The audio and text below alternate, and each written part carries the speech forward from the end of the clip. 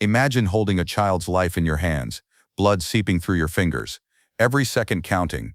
Now imagine being told to wait because of the color of your skin. This is the moment when greatness isn't measured by championship belts, but by the courage to fight for what's right when everything is on the line. Detroit, Michigan, August 12, 1953, Tuesday evening, 6:45 p.m. The emergency room at Detroit General Hospital buzzes with controlled chaos. Fluorescent lights cast harsh shadows across white linoleum floors. The smell of disinfectant mingles with fear and desperation.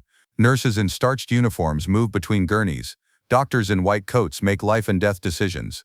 This is where miracles and tragedies unfold side by side. Sugar Ray Robinson bursts through the emergency room doors, carrying 8-year-old Marcus Williams in his arms. The boy's leg is mangled from a car accident. Blood soaks through Robinson's expensive suit jacket. 32 years old, 6-time world champion, the pound-for-pound greatest fighter alive. But tonight, none of that matters. Tonight, he's just a man trying to save a child's life. Marcus had been playing stickball in the street when a drunk driver ran a red light. Robinson happened to be walking past, saw the accident, saw the boy's parents screaming in panic. Without hesitation, he scooped up the child and ran the 4 blocks to Detroit General. The fastest route, the closest hospital, the boy's only chance. In Robinson's mind, this is simple mathematics. Child needs help. Hospital provides help. Time equals life. But Detroit in 1953 operates by different mathematics. Mathematics where skin color determines priority. The reception nurse looks up from her clipboard. Middle-aged, white, hired specifically for her ability to maintain hospital policies without appearing overtly discriminatory. Her training kicks in immediately. Assess the situation. Apply the procedures. Maintain order. Not to pursue that line of thinking. Sir, you'll need to fill out paperwork before this child is bleeding to death. Robinson interrupts, his voice carrying the authority of someone accustomed to being heard. He needs a doctor now. The nurse glances at Marcus, unconscious in Robinson's arms, blood dripping onto the pristine hospital floor. She sees the severity of the injury, knows this requires immediate attention, but she also sees 2 black faces in a hospital, with unwritten rules about who gets treated first. I understand your concern, but we have procedures. Please take a seat in the colored waiting area. And colored waiting area. Robinson's voice cuts through the emergency room noise. Conversations slow. Heads turn. Medical staff pause their work. Everyone senses something brewing. Picture the desperation Robinson feels. A child dying in his arms while bureaucracy delays life-saving treatment. Can you imagine the rage burning beneath his composed exterior? The nurse points to a smaller, shabbier section of the waiting room, with worn chairs and outdated magazines. Separate but decidedly not equal. Hospital policy. We serve patients in order of arrival and other considerations. Other considerations. The euphemism hangs in the air like smoke. Robinson looks around the emergency room. 12 white patients in the main waiting area. Some with minor injuries. Cuts that need stitches. Sprains that need x-rays. Nothing life-threatening. None of them bleeding through someone's expensive suit. But they'll all be seen before Marcus. In Robinson's mind, calculations race. How long can this child survive? How much blood can he lose? How many minutes before permanent damage? How many seconds before it's too late? Dr. James Mitchell emerges from examination room 3. 45 years old, 20 years of medical experience, head of emergency services. White coat pristine, stethoscope draped around his neck like a badge of authority. He's seen everything Detroit General can throw at him. Gunshot wounds, car accidents, factory injuries. But he's also learned to navigate the hospital's unspoken hierarchies. Mitchell notices the commotion, sees Robinson holding the bleeding child, recognizes the urgency of the situation, but he also sees the color of Robinson's skin and knows the hospital's expectations. He approaches with practiced authority. What seems to be the problem here? This boy needs immediate medical attention, Robinson says, extending Marcus toward the doctor. Car accident, severe leg trauma. He's lost consciousness. Mitchell examines Marcus quickly. Professional assessment, severe laceration, possible fracture, significant blood loss, definite emergency requiring immediate surgical intervention. But then his eyes meet Robinson's, 2 men understanding each other perfectly. This is where policy collides with medicine. I can see this is serious, Mitchell says carefully, but we have several patients ahead of you. Hospital protocol requires protocol. Robinson's voice remains controlled, but something dangerous enters his tone. This child could bleed to death while you follow protocol. Picture the moral weight crushing Dr. Mitchell. Hippocratic oath versus hospital policy, medical ethics versus social expectations, a child's life hanging in the balance. Mitchell glances around the emergency room.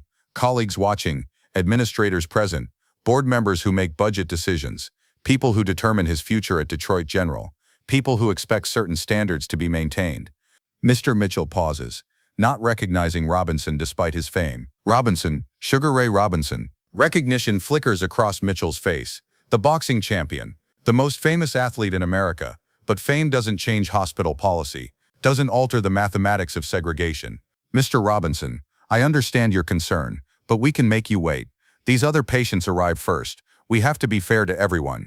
We can make you wait. The words land like physical blows, not we have to follow procedures or medical protocol requires. We can make you wait.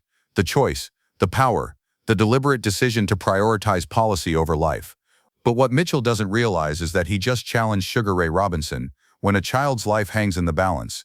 Robinson shifts Marcus to one arm, uses his free hand to reach into his jacket pocket, pulls out his wallet, opens it slowly, deliberately, every eye in the emergency room watching, every person wondering what happens next. Dr. Mitchell, how much does emergency surgery cost? Mitchell looks confused. I'm sorry? Emergency surgery? For this child? Right now? How much? Well, that depends on the extent of the injuries. The procedures required. $500, Robinson says, pulling out bills, more money than most people see in a year. Cash, right now, to operate on this boy immediately. The emergency room goes silent. Nurses stop moving. Patients stop talking. Everyone processing what they just witnessed. A black man offering to pay for immediate medical care with more cash than anyone present has ever seen. Mitchell stares at the money. $500 would cover the surgery, the hospital stay, medications, everything.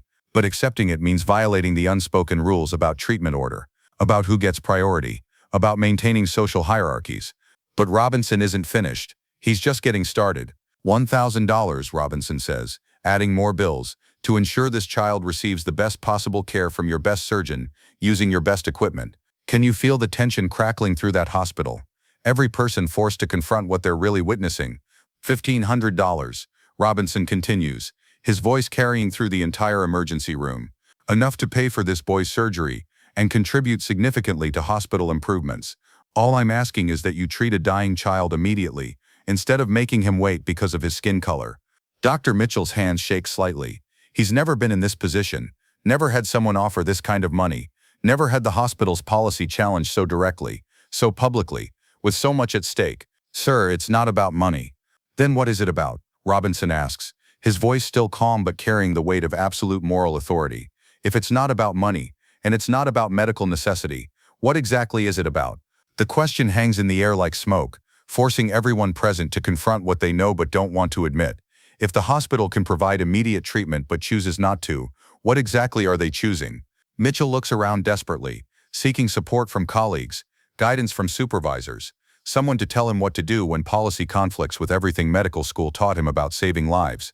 But no one speaks. Everyone watches, waiting to see what happens when the immovable object of institutional racism meets the unstoppable force of moral clarity. Robinson takes one step closer to Mitchell. Doctor, I'm going to ask you a direct question, and I want you to answer it in front of all these people. The emergency room is dead silent. Do you believe this child's life is worth less than those patients because he's black? This is the moment.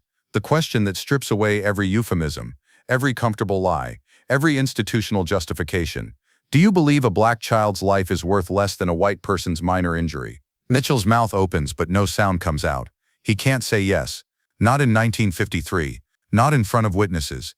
Not when asked directly. But he can't say no either, because saying no would mean the hospital's policy makes no sense. Robinson waits, patient.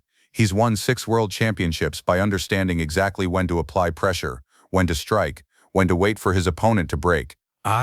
Mitchell starts, then stops, tries again. It's not about, I don't think. You don't think what, doctor? I don't think any child should have to wait for life-saving treatment, Mitchell whispers, the words barely audible. Robinson nods slowly. Then why is this child waiting? Silence, complete silence, every person in that emergency room processing what they just witnessed. A doctor admitting that hospital policy conflicts with basic medical ethics, a system forced to explain itself publicly. But Robinson isn't finished. He's about to deliver the decisive blow. Dr. Mitchell, I'm not just offering you money. I'm offering you a choice. You can follow hospital policy and let this child bleed while minor injuries get treated first. Or you can honor your medical oath and save his life immediately. He pauses, lets the weight of the decision settle. But understand this, every person in this room will remember what you choose. Every person will know whether you prioritize policy over a child's life, including you. Mitchell looks at Marcus, unconscious and bleeding, looks at the money in Robinson's hand, looks at the watching faces of colleagues and patients and staff, feels the weight of every medical decision he's ever made leading to this moment. This is where everything changes. Nurse, Mitchell says quietly, prepare her 3 immediately. This child needs emergency surgery. The emergency room explodes into motion. Nurses rushing, equipment moving, medical professionals doing what they do best, saving lives. The system finally working the way it should. Robinson hands Marcus to the surgical team, watches them disappear behind operating room doors, then turns back to Mitchell, who stands frozen, processing what just happened. Doctor, Robinson says quietly, thank you for remembering why you became a physician. But what happened next? Did Marcus survive? Did Robinson's intervention change anything beyond one evening? Marcus Williams makes a full recovery. The surgery is successful, no permanent damage. He grows up to become a doctor himself, inspired by the night a boxing champion saved his life, and challenged a hospital to remember its humanity. Dr. Mitchell never again delays treatment based on skin color. The memory of that evening haunts him not with guilt but with clarity. He becomes an advocate for equal treatment, eventually helping to integrate Detroit General's medical staff. The hospital quietly changes its admission policies, not because administrators have changes of heart, but because they realize they can't defend discriminatory treatment when challenged directly by someone with Robinson's resources and moral authority. Robinson understood something powerful that night. Sometimes the most important fight isn't in the ring. It's in moments when systems of oppression meet individual courage, when someone with power chooses to use it for someone without power. The story spreads quickly through Detroit's Black community. Word travels through barbershops, churches, neighborhood gatherings. Sugar Ray Robinson didn't just save a child's life. He forced a hospital to confront its own policies, made them choose between bureaucracy and basic human decency. Within weeks, other prominent figures begin using Robinson's strategy. When faced with discrimination, they offer to pay premium prices for equal treatment, force institutions to admit their policies aren't about economics or logistics, they're about prejudice. But the impact goes beyond Detroit. Newspapers pick up the story. The Michigan Chronicle runs it front page. The Amsterdam News follows up with interviews. Medical journals publish editorials about equal treatment. Other hospitals begin questioning their own admission policies. Medical professionals across the country debate what happened that night. Dr. Mitchell receives letters from colleagues, some critical, some supportive, but the one that matters most comes from Marcus Williams's parents. A simple thank you note for remembering that their son's life mattered as much as anyone else's. Years later, when asked about that night, Robinson would say he didn't think about being a hero, didn't consider the broader implications or social significance. He just saw a child who needed help and refused to accept that policy was more important than life. Think about moments when you've witnessed unfairness, when you've seen systems prioritize rules over humanity, when you had the power to speak up but didn't know if you should. What did you do? What could you have done? Because 10 minutes of moral clarity can save more than one life. It can save the conscience of everyone watching. It can change policies that seemed unchangeable. It can remind institutions why they exist in the first place.